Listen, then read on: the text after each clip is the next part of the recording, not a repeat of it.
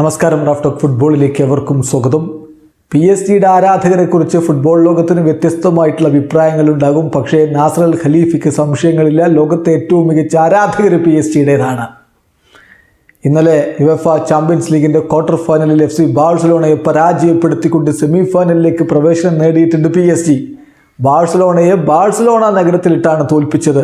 പാരീസിൽ ഒന്ന് പുറകോട്ട് പോയി അതിനെ പലിശ സഹിതം തിരിച്ചു കൊടുത്ത് അവർ സെമി ഫൈനലിലേക്ക് കടക്കുന്നു. അതിനുശേഷം നാസർ അൽ ഖലീഫി പറഞ്ഞിരിക്കുന്ന വാക്കുകളിലേക്കൊന്ന് പോകാം. അദ്ദേഹം പറയുന്നു, ഞാൻ തീർച്ചയായിട്ടും വളരെയധികം അഭിമാനം കൊള്ളുന്നു ഇപ്പോൾ PSG-യിൽ ഞങ്ങൾ എന്ത് ചെയ്യുന്നു എന്നുള്ളതിനെക്കുറിച്ച്. അതുപോലെ തന്നെ എങ്ങനെ ഫ്രാൻസിനെ ഞങ്ങൾ റെപ്രസെൻ്റ് ചെയ്യുന്നു അതിലും ഞാൻ വളരെയധികം അഭിമാനം കൊള്ളുകയാണ്.